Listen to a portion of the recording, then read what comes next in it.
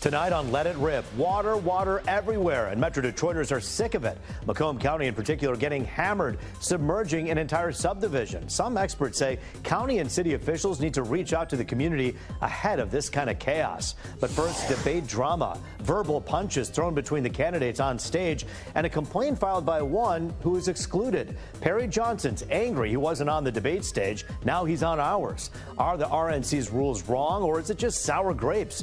Plus the winners and losers from last night. All this as the frontrunner is a no-show in Milwaukee and turns himself in on the Georgia election case today. A lot to dive into. Let It Rip starts now.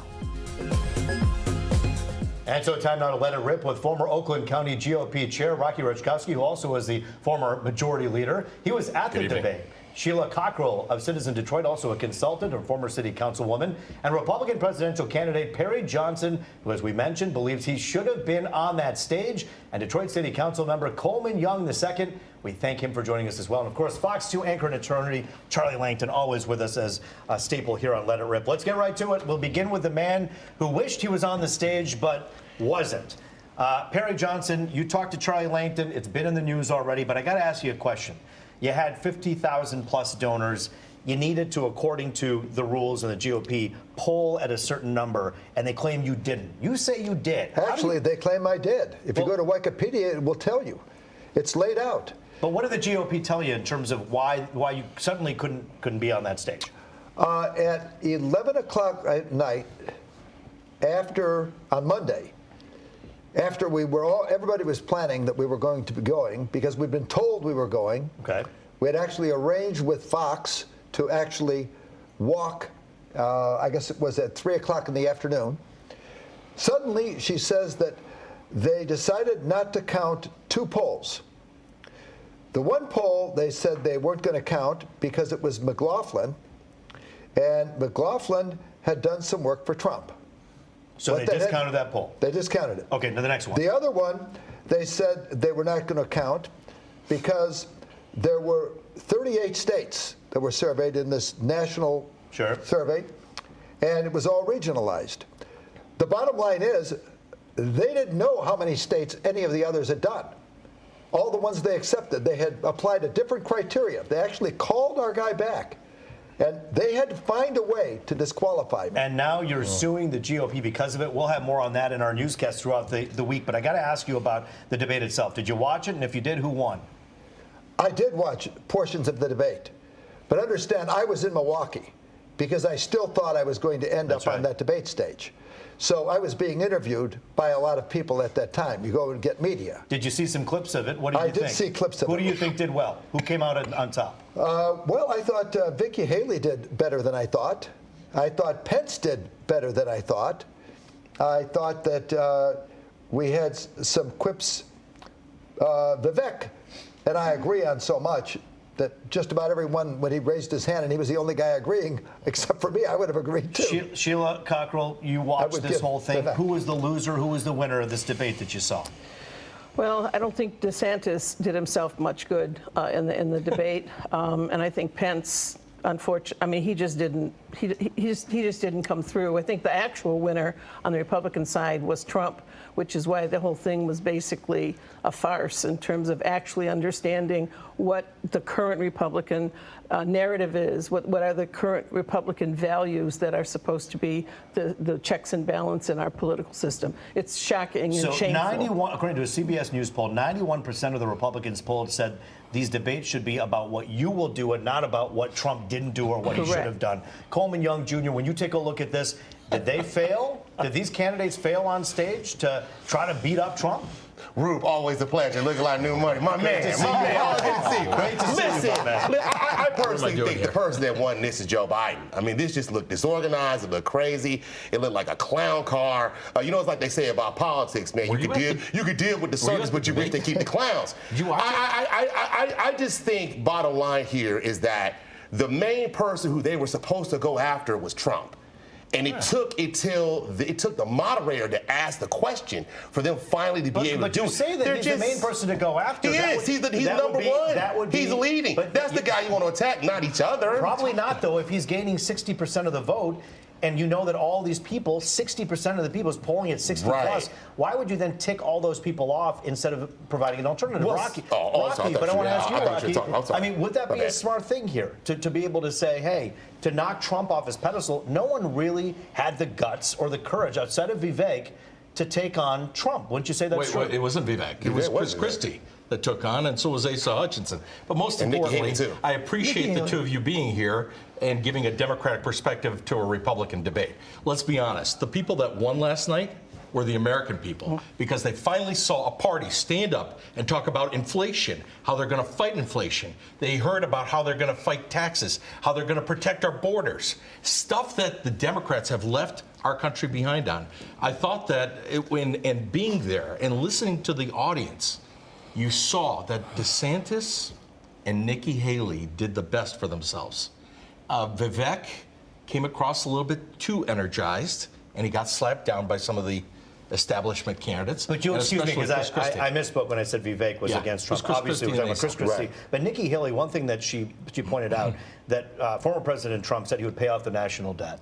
He said he would. That's right. And then before the pandemic, in the first 3 years, he spent $3.8 trillion. 2019, he spent $4.4 trillion. At the end of the day, it looks like she was saying that Republicans are opening their checkbooks up just as much as Democrats and spending too much. They are, and that's why I'm saying that the American people are the winners, because this is a new Republican Party, a Republican Party that is willing to look into themselves and say, we are part of the problem as well. Part of the problem on spending that created the inflation, that allowed Biden, in the Biden administration, we had Republicans that voted with the Biden administration, few, but there were a couple. So this is a brand new Republican Party that talks about protecting our borders, strengthening the military, decreasing inflation, and bringing back the ability for America to be. Do any of these guys have a prayer against Trump, though? Any of these guys? Absolutely, not one of them. And Perry Johnson, I wish Perry Johnson was on that stage. Except for Perry Johnson. No. He would have won. But no, I don't think. I think Trump's going to be the winner. I think he's going to be the nominee, and I think that to win, you've got to get some Democratic votes. I think the only person that I saw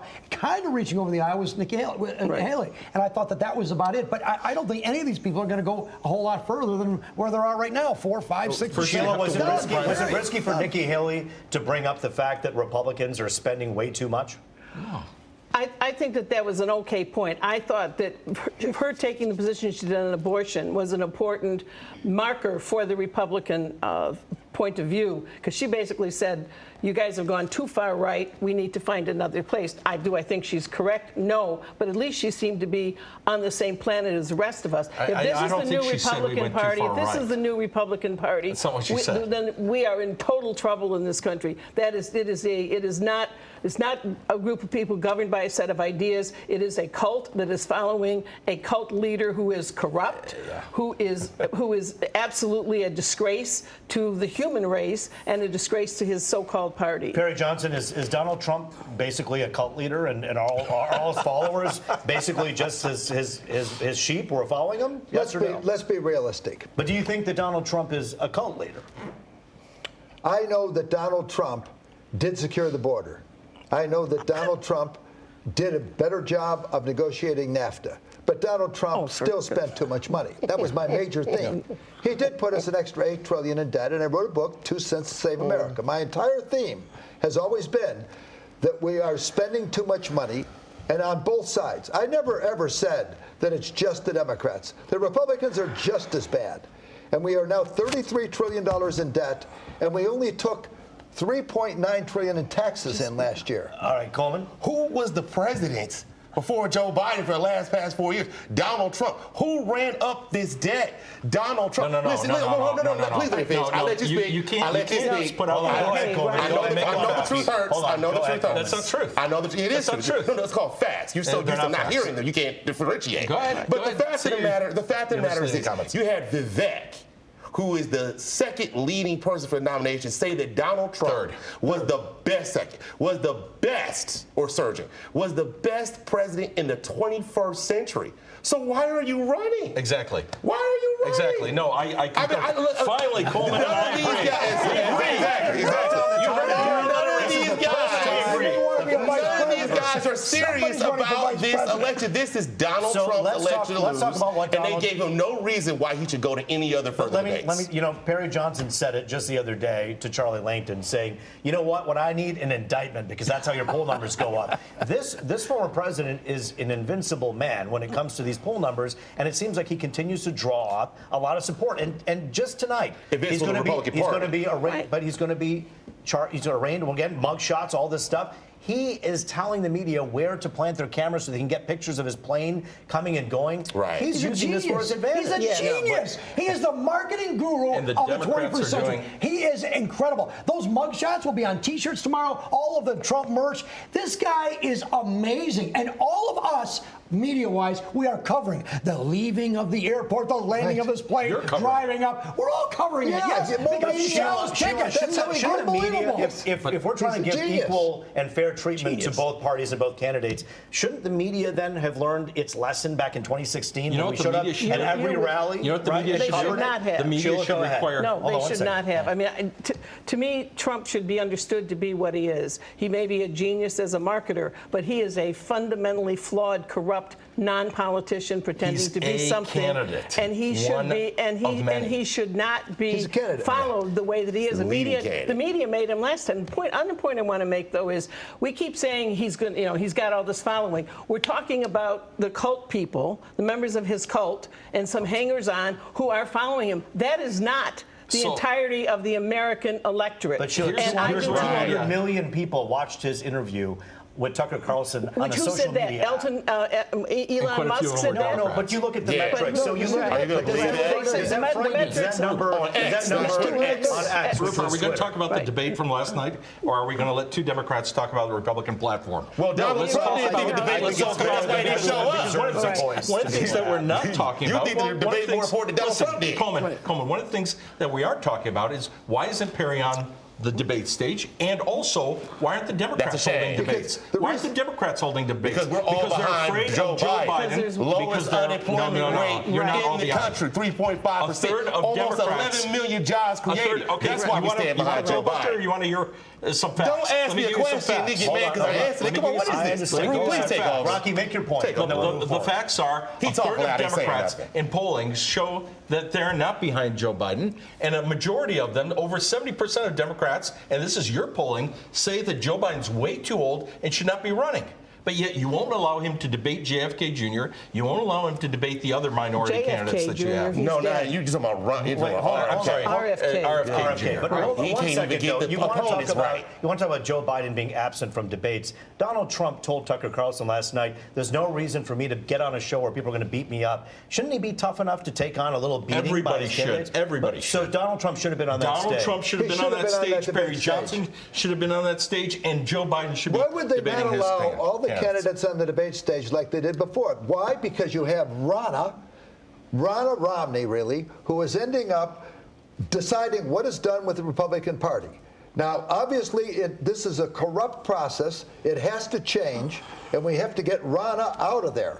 Rocky, you heard that? We talked about the two things you said why we weren't talking about why Perry Johnson wasn't on the stage, according to the polls, what he's going to do about it. But I got to ask you, if you were on that stage yesterday, the big question that they asked, of course, was about former Vice President Pence. Did he do the right thing by putting the Constitution over the demands of that president? Absolutely. Perry Johnson did. Absolutely. Rocky, yes? Absolutely. Why isn't the Republican Party and the Trump supporters embracing Pence then more? Why?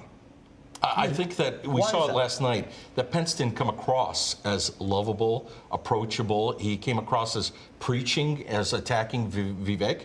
And in some parts, Pence is losing in this campaign, and he's one of the people that have kind of lost favor. He's boring. He's boring. He's Charlie, that matters more than substance? Yes, not as much, but it is a very big factor. Yeah, you want a character, and I think this presidential election is going to boil down to a lot of character. I think Trump and Biden too. I think that can he withstand another 4 years? I think that's going to be an issue. Maybe not the issue, because economy and there's some other things, foreign policy, except the border, all those other issues. But character, a very big issue in this race. Donald Trump says that Joe Biden won't make it all the way to the race. Coleman and Sheila, do you think that that's true? Absolutely not. And I think the most shocking thing last night of all was to have 6 of the 8 people up there raise their hand and say that if this man is convicted of a crime, they will still support him as president. Right. If that isn't the fundamental corruption of American democracy, I don't know what is. He might as well be working for Vladimir Putin. A man who's trying to overthrow the past I want to say thank you to our panel, our esteemed panel, for joining us.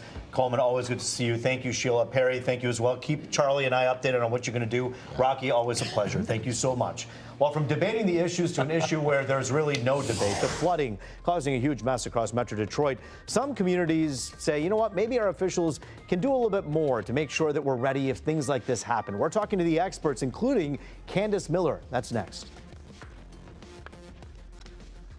Back now, let it rip. The big story here at home, Metro Detroit underwater, many parts of it sunken subdivisions, so many flooded streets and drivers who couldn't get out. It led to a lot of frustration and it spilled over for those who live here. Diving into that now, Macomb Public Works Commissioner Candace Miller and Public Relations Guru Matt Friedman of Tanner Friedman, and of course Fox 2 anchor and attorney Charlie Langton back with us as well. Okay, so there are many people who are just downright frustrated by the fact that every time it seems to rain, we have a couple of big issues that happen: flooding and power outages. Right. Candace Miller, is climate change a thing? Are things just getting worse? As a Republican, what do you think? Where are we?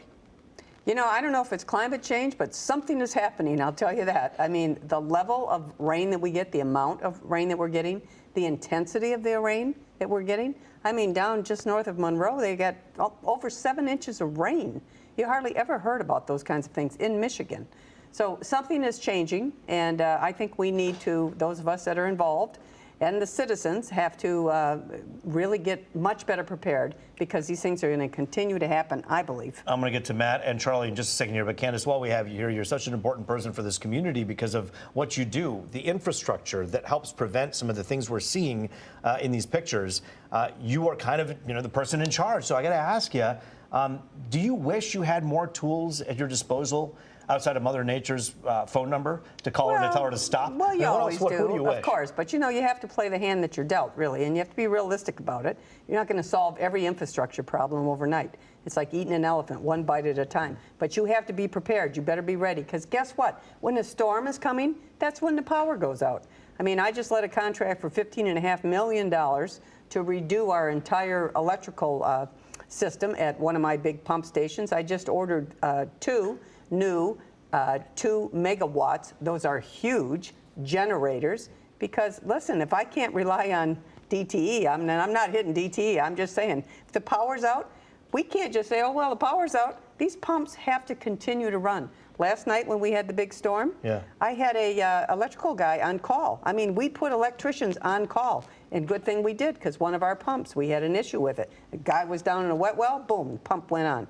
You better be as ready as you can be. And then at the end of the day, you have people who live in these neighborhoods. You have senior citizens in high rises. We have, well, one of our bosses' moms was sitting there for hours in an apartment, with a bunch of senior citizens in the dark, and they want to know what's going on. Matt Friedman, Crisis Communications 101. What needs to happen here so that the people at home have an idea as to what is going on? This really needs to become a priority for government, for business, for the nonprofits. This is the way life is now. Every time there's one of these storms, it should be a wake-up call. It reminds me a lot of the cyber attacks in the early part of the century, where we couldn't really quite get used to the fact that the internet had taken over. Severe weather has now taken over. And it's important for everybody, big government, big business, small business, to have a communications plan in the event of a weather disaster. What do the people you serve need to know? And what's the best way to deliver that information to them? And I'm afraid too few of those conversations are happening. I think about the stories we heard on the radio this morning of the people who got off a red-eye flight and got their luggage and had to walk from the Delta terminal at the airport all the way to Eureka just to get a ride home. Was that part of a plan? If it was, it should have been clearly communicated. If it wasn't, and these people were on their own, that's a real shame. And I think everybody that puts people into a difficult situation because of the weather, they need to start thinking and planning. This is one of Detroit's favorite, Charlie Langton. He gets out of a truck in Detroit and people run to him to tell him what's going on and whether they're upset or not. They do. I've seen that myself. I've seen it. Something to watch. Charlie, though, I got to ask you, you sit back, you listen to what Matt's saying. Communication. Is that the most frustrating part outside of the water that people deal with and the power outages? People feel like they're just left in the dark? Yeah, I think it is, actually. I think that people want to know, why is this flooded? When is it going to be taken care of? And really what caused it. I was in Canton today. An entire shopping center just completely flooded. Cars were going on a major road, Ford Road, Lilly and Sheldon Road, if you're in that area, and you could not get around. Now, that was bad, but the airport, that's worse. And I think we really could have had a little better communication from the airport, just giving us some basic information. What's going on? They don't think they know. They know what's going on, and they can tell us a little bit. So I do agree communication is an issue. But I think it goes beyond that, though. I think we have to be prepared, and I'm not so sure we are prepared. We know the weather. We watch Fox 2. We have great weather people. They know when the storms are coming. And I don't know that they're doing enough of a job to communicate what's in the process for the future when we have these storms. So what, Candace, do people do in your position when you have something like this happen, when you know, like for instance tonight, we have another round of storms moving through the 10 and 11 o'clock hour. What are you doing after you're done with this TV interview to make sure that things are taken care of? I can tell you what we've been doing all day long. I've got all my drain maintenance guys out at major grates where we know where the culverts are going, where the water has to go, the storm water has to go. We're cleaning them all out so you don't have flooding in different areas and everything. And, you know, we're just trying to get as prepared as we are. As I say, I've got electrical guys on call in case there's any kind of situation. Those are the short-term things that you can do. You guys are all talking about communication, but there is so much that we have to do, I think, dealing with infrastructure. New standards, okay? If this is the world now, we need to have some new standards. I'll give you one quick example. We in Macomb County have adopted all new standards for new development in Macomb County, where it used to be you only had to accommodate 2 inches of stormwater within your development. Now it's 5.2 inches. We've almost tripled it. And I've had so much pushback from developers, from all these things. Oh, we can't do that. You know, it's not financially viable. Listen, this is a world where you can't just pave everything. But things have to change. How much would it cost to get the infrastructure so it would prevent a flood like we're seeing right there? I mean, I don't know how much it would cost to do 7 inches of rain. I mean, it's crazy. It's not even a rainstorm. It's like there's just water in the sky dumping on you, right? But this is becoming, we've had this happening. But if this is our new normal, Matt, let's talk about leadership. And outside of Candace, Candace is appearing on television right now, and we're grateful for the fact that she's standing in front of a microphone to say, here's what we're doing, here's what's going on. The governor, state lawmakers, leadership, where are they? And should they be more visible at times like this? I was really disappointed today to see a lot of Twitter statements, and I'll hear about a lot of emailed statements that were sent to media. We've gotten a little bit lazy, I think, in the communications business, government and business. What it used to be before all these things existed is we get on the phone, we call Charlie Langton, we call Roop Raj, we call your assignment desk, we get people interviewed.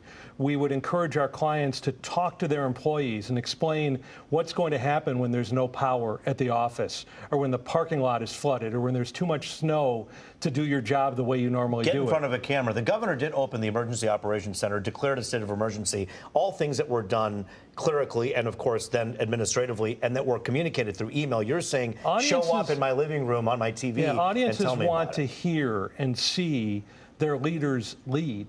That's business and government. There really are no shortcuts in a crisis, and we see the attempts at shortcuts way too often. Or go there. You've been to disaster all areas. All the time, right? I mean, remember the sinkhole? The sinkhole. I mean, the first day I took office, I'm standing there at a press conference, right, saying, "Okay, this is what's happening Welcome here." to your new job. Was it a holiday?